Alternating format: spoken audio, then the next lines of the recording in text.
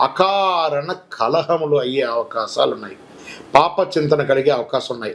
చైత్ర వైశాఖములందు కార్తీక మార్గశిరములందు గురువు చతుర్థ షష్ఠ రాశులందు సంచరించినప్పుడు బుద్ధి చాంచల్యం, తేజోహాని, ప్రవాసం, బంధుమూలక వ్యధ కలుగును. శత్రుజ్ఞాత బాధలు, చోర రోగ బాధలు అధికమయ్యే అవకాశం ఉన్నాయి. ఉద్యోగస్తులు ఇబ్బంది పెట్టే అవకాశం ఉన్నాయి.